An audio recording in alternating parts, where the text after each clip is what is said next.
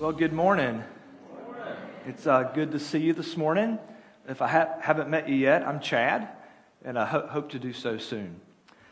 So, we've been in the midst of a message series the last few weeks, and we've set our face to Resurrection Sunday, meaning that we're making a journey to the moment that we celebrate that life defeats death. That sounds like good news to me. Maybe not to you, but it sounds like good news to me. Death seems like a bad thing. Life seems like a good thing. And life defeats death. And how do we know that? We know that because when Jesus died on the cross, on the third day, He got up. So death didn't hold Him down. He defeated it. And so in that, He died our death so we could have His life. So on the cross, He defeats death and He defeats sin, which death comes from. And sin is missing the mark. So us, humanity, we miss the mark from which we were created to be. God creates us in His image, the story tells us, to bear His image in the world, to rule and reign on God's behalf. And we chose our way and not God's way. We missed the mark. That's what sin is. It's missing the mark. So if you're an archery kind of person, in Europe where they speak English properly, when you shoot an arrow and you miss the target, that's called a sin. That's how they interpreted that word. It's missing the mark. So on the cross, Jesus dies in our place because sin brought separation from God. And if you're separated from God, that means you're separated from life. And if you're separated from life, that means you have death. You with me? And so on the cross, Jesus defeats that. Where we miss the mark, He nails it. Literally. And we then are forgiven. And we have life. Now, as we're journeying to that celebration, we're looking through the Gospel of Mark. And Mark is a story about Jesus' life. And what we see is there are all these things that point to death. Desperation, fear, stress. And Jesus steps in and He brings life. He brings hope. He brings faith. He brings peace. So 2 weeks ago, we looked at desperation. And we imagined what would it look like to abandon ourselves to the possibility that if Jesus would take notice of our desperation, if we could grab His attention, what would it look like if He stepped in? Could He bring hope into our desperation? Would we be willing to abandon the possibility that He could bring hope in our desperation? Last week we looked at the story where the disciples are headed across the lake without Jesus. Jesus calls them to go across the lake, and a big wind comes up and pushes against them. And they're stopped in their tracks. And they're afraid. But then Jesus comes out onto the lake. He cuts through the wind. And it's this idea that God will never call you somewhere that you can get to on your own. He will only call you places that requires your faith to grow. So the call upon your life, the lake for you to cross that's in front of you right now, isn't about getting to the other side of the lake. It's about you growing in faith. And He is the one that cuts through the wind for us, that turns our fear into faith. Well, today we're going to look at stress. Anybody have stress in their life? Anybody experience some of that? So last weekend, I was doing a marriage retreat at Camp Rockfish. And those of you that know me know that over the last couple years, I've been exercising. I don't do very good from Friday, Saturday, Sunday. I tell people I often lose and gain the same 5 pounds every single week. But I'm feeling healthy, right? Like I'm feeling healthy to the point that I'll say, hey, honey, you want to feel that bicep right there? You want to see that? Hey, kids, what do you think about, what are you thinking? Right? Like I'm feeling pretty good about myself with that. Well, I had kind of a strain on my left pectoral, right, last week. And I'm almost 38, all right? My dad's oldest brother died of leukemia at 39. So you guys that also know me well know that I am such a worrier. Holy cow, do I get obsessed. And so I didn't realize this at the time, but in the back of my mind, I think I'm going to die at 39. I'm the oldest son. My dad's brother was the oldest son. I have the same last name. Like, I'm thinking, it's doom for me, right? Doom for me. And so I've been having this kind of like pull in my chest, and I thought, am I going to die? And so I was coming back from the morning session last week, and I thought, well, maybe if I just kind of take a deep breath, I could relieve some pressure. And I went, and all of a sudden I got lightheaded. I thought, oh no, here it comes. And I actually thought, like, should I pull off the road? Jordan's at a DECA competition, our oldest son. Amanda's working. We have a new babysitter at the house. I'm thinking, oh, what do I do? Like, what do I do? So I pull up to my house, and the new babysitter, her dad and sister are sitting out front. Like, oh, this is going to be so embarrassing. So I walk up to the door, and I say to her, I said, hey, look, I'm not feeling too good, so I think I need to go to the doctor, right? And so I come out from the house, and I said, guys, I know this sounds ridiculous, but I've been having like chest pain all week, and I think I need to go to the doctor. And they said, well, do you want us to take you? I said, no, but if you'll follow me there, that would be so helpful. And so they follow me all the way to urgent care, right? $75 later, an EKG later, and the guy walks in and says, I wish I had your EKG. I'm thinking, man, I am a mess, right? I'm just stressed, focusing on what the possibility that could happen, focusing on what I don't have instead of thanking God for what I do have. How many of you feel stress, right? It just comes, doesn't it? It just happens. Well, we're going to look at a story today where the disciples are back on the lake. A lot happens on the lake, right? A lot happens on the water. And they're going back across the lake. Jesus is with them. They've just fed 4,000 people. That's 9,000 total that they've been a part of on a few sardines and a little bit of saltine crackers. And they've had basketfuls left over. And they're heading across the lake. And they realize, we only have one loaf of bread. And they start freaking out.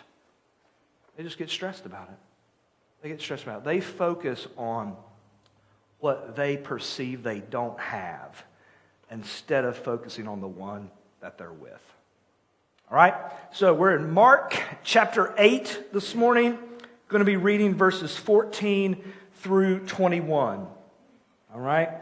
Mark's in the New Testament. Goes Matthew, then Mark. It's a story about Jesus' life. Mark was a disciple of Jesus. Sometimes referred to John Mark in Acts. All right, here we go. But the disciples had forgotten to bring any food. They had only one loaf of bread with them in the boat. As they were crossing the lake, Jesus warned them, watch out, beware of the yeast of the Pharisees and of Herod. At this, they began to argue with each other because they hadn't brought any bread.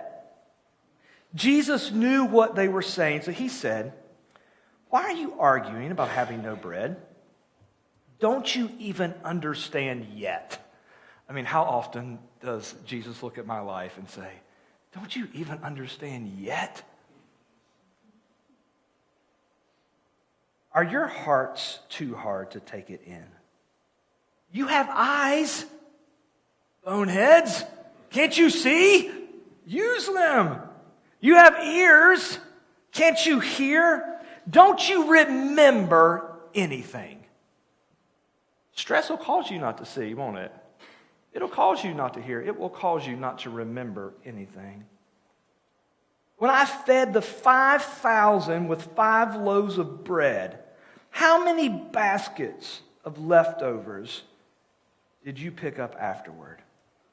12, they said. And then when I fed the 4,000 with 7 loaves, how many large baskets of leftovers did you pick up? 7, they said. Don't you understand yet? He asked them. It's a good question that Jesus asked. It's a good question he asked us this morning. Don't you understand yet?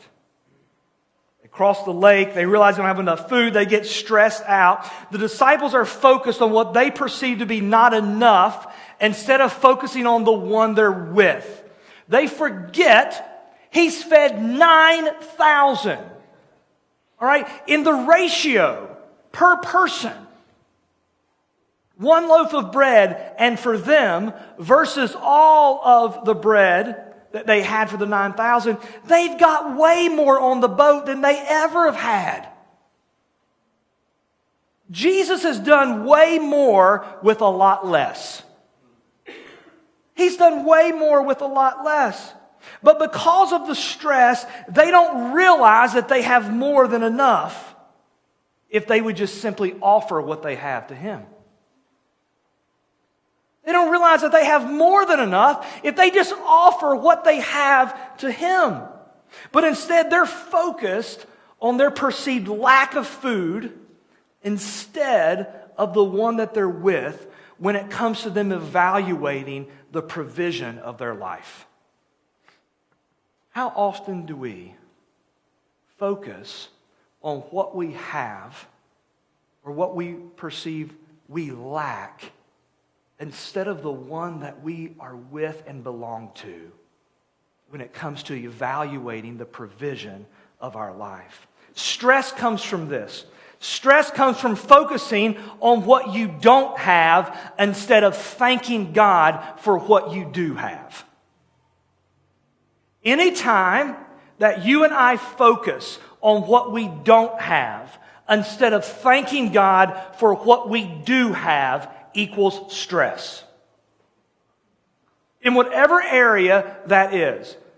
So my hunch is this morning that wherever you are experiencing stress, probably the key reason you are is you're focusing on what you perceive you don't have in that area instead of focusing on thanking God for what you do have. And we often focus on the bread, the lack of what we perceive we had, as the measuring stick instead of the one that we're traveling with.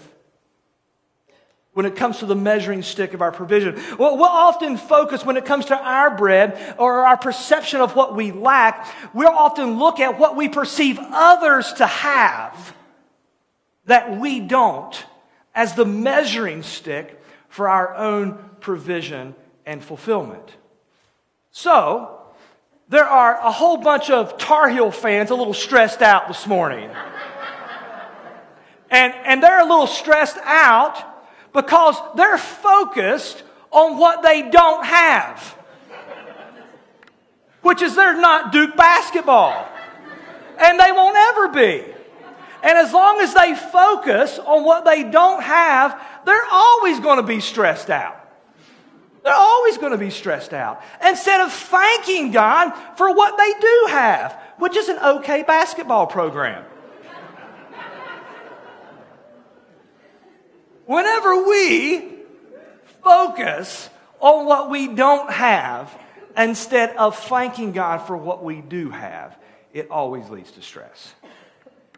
Whenever you look at someone else and your perception of what they have compared to what you perceive you don't have as the measuring stick for your life of provision and fulfillment, it will always lead to stress. We have to thank God for what we do have. When we focus and evaluate our life based upon the one that we're traveling with, Well, when we focus and evaluate the provision and the fulfillment of our life based upon Jesus, who is in the boat of life with us, it always leads to peace. It always leads to peace. When we thank God for what we do have, it always opens up the door for blessing and multiplication.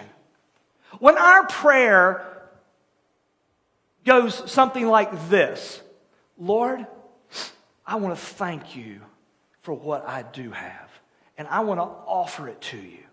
I want to give it to you, and I want to ask you to take it and bless it. It always leads to peace. Versus when the prayer goes like this: Lord, you know how bad my life is right now.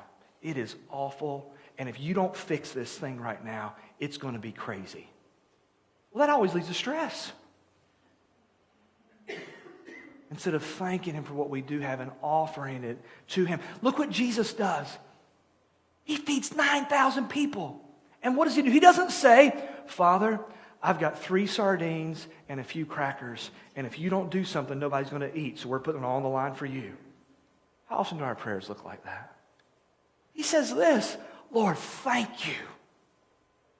Thank you for what we have. He never says, there's not enough here, does He? He says, Lord, thank you for what we have. We want to offer it to you. And would you bless it? And then He says, now go feed them. When we thank God for what we have and we offer it to Him, the principle of the kingdom is it opens up the door for blessing and multiplication. So if you want blessing and multiplication in your life, if I want it in my life, you thank God for what you have, not for what you perceive you don't have. You thank Him for what you have. As desperate as it is, you thank Him for what you have. You offer it to Him and ask Him to take it and to bless it. Put yourself in a position for God to do a miraculous work in your life. And here's my promise to you. The ratio between what Jesus has accomplished and what you have to offer is that He's done way more with way less. He's done way more with way less. Don't underestimate what you have to offer Him. He's done way more with way less. I think the issue is this. This is the thing that I'm wrestling with, and I'll go ahead and put it on your backs too, let you wrestle with it. Is, do you trust Him with what you have to offer it to Him more than you trust yourself with it? Do you really trust that if you'd offer Him what you have, that He'd do a better job with it than you are? If we focus on ourselves and what we think that we lack, it will always be an obstacle to peace. And it will always lead to stress. My hunch would be this. I'll put it on the table. You can wrestle with it. All right? Is that the reason you feel stress in whatever area that is in your life today is because there's something you're not trusting Jesus with in your life. My experience is the reason that I feel stress is because I'm not trusting Jesus with something in my life in that area. In other words, there's an Isaac that you haven't taken to the mountain. Remember the story with Abraham and Isaac? Isaac is the promised child. He's the promised one. Abraham and Sarah are old, like super old. Like as Grace and my youngest son would say, super duper old. They're old. Got no kids, and God's promised them a child. And they don't trust God at first. They take matters into their own hands, don't they? They get Ishmael. But then God brings them Isaac. Isaac is the legacy. Isaac is the door. Isaac is the key to all the promise that God has put onto Abraham and Sarah. And God says what? Take him to the mountain and sacrifice him for me. What?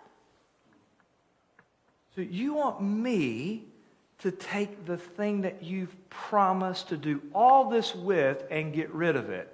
Doesn't sound like a good idea. So, Abraham, though, what? He offers what he has. He trusts that if he'll offer what he has to God, it's better than what he could come up with himself. And so he takes Isaac to the mountain. And what happens? Well, God steps in. Isaac isn't touched. See, I don't think God ever intended to touch Isaac. I think God just simply wanted to know, but Abraham, would you trust me? Do you trust me? And that moment, that encounter, it shapes Abraham and Isaac for the rest of their life.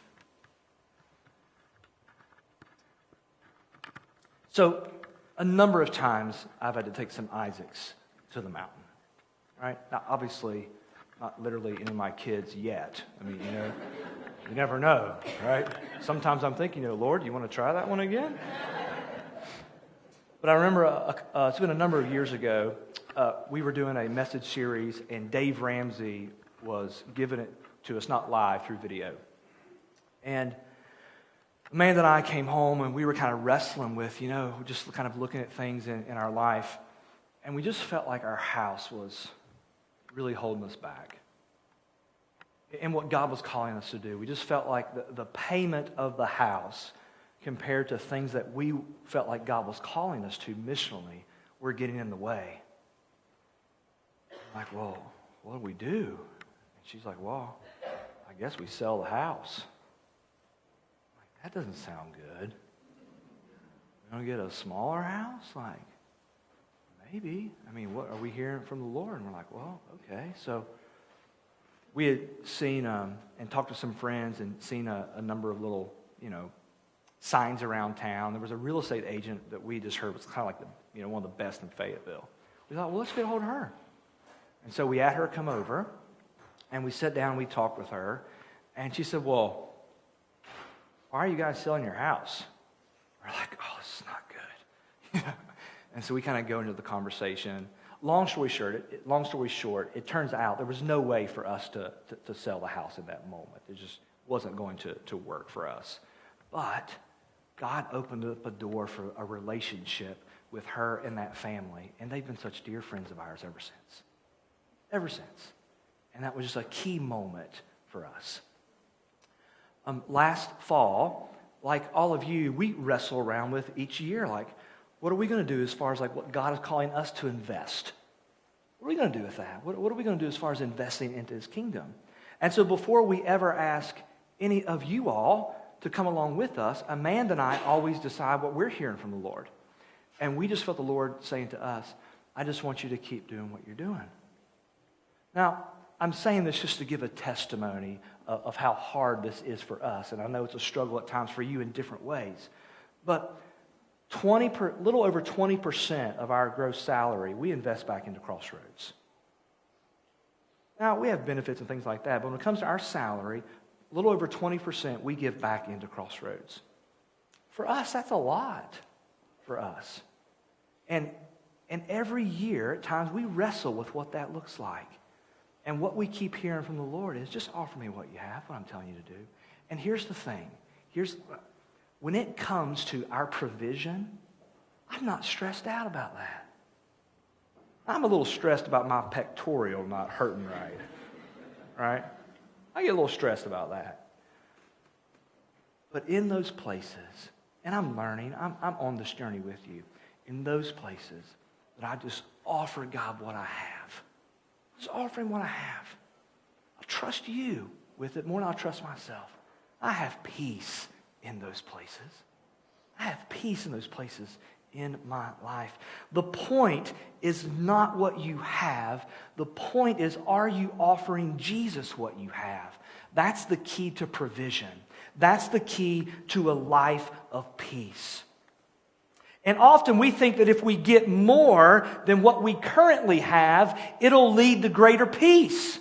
It doesn't. It just leads to more stress. I promise you that if you're trying to find peace by getting more that you perceive of what you don't have, it will only lead to more stress. If you can't find peace in what you have right now, why would God want you to have more of that? That just means more stress. The way that we have peace is we offer Him what we have. So, 3 things I think that can be helpful for you in doing this. This is a call and invitation to experience peace, to experience the blessing of multiplication within your life. The first is, thank God for what you have, as insignificant as it may seem. So, what does that look like? All right? This takes amazing courage. Let me just give you an example. Let's say that you have cancer today. What does it look like for you to say, Lord, I want to thank you for the life that I have right now. I want to thank you for this life. I'm not telling you you have to thank Him for cancer, all right? But I want to thank you for my life. And it might be easy for people in my situation to look in and think, poor me. But I'm not going to think that today, God. I want to thank you for my life. Then 2, offering what you have. Offer Him. I want to offer what I have to you. And then ask Him, will you bless it? And will you multiply it? Will you bless what I have? And will you use it as insignificant as it may seem? And I think if you do those things, we position ourselves to experience blessing and multiplication within our life. Now, I'm not saying the blessing and multiplication comes the way you think it should or the way that I think it should. But I do know when I have experienced it, it opens up the door for it in our life. So thank Him for what you have. Offer it to Him. Ask Him to bless it. Good? All right, here's what I'd like you to do this morning. Just think for a moment, what's the one place of stress in my life? Maybe there's a few of them. What can you do that you're not doing? How are you not trusting Jesus with what you have in that situation right now? What do you actually need to thank Him for today? What do you actually need to offer to Him?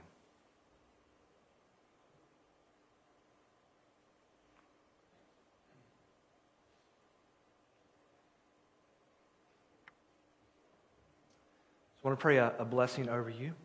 And if that's where you are today, if you're ready to step into that space to move from stress to peace, then this is for you. And if you want to hold your hands out, I don't care. You can put them up. You can stand up. It doesn't matter to me. You can just sit quietly, kneel down. However you want to receive it, just receive it this morning.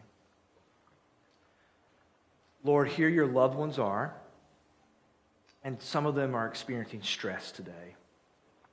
And it's very easy for them to focus on what they don't have. But today, Lord, we as a family, we come here thanking you for what we do have. Go ahead and just thank Him in your way for what you have in that situation. And Lord, we're here this morning because we want to offer what we have to you. Even though it may seem insignificant to us, we know you've done a lot more with a lot less. And so we offer what we have to you. Now, God, what I ask that you would honor their courage, that you would bless them, Lord, that you would multiply the blessing in their life, that they would move from stress to peace through you. It's in your name we pray. Amen.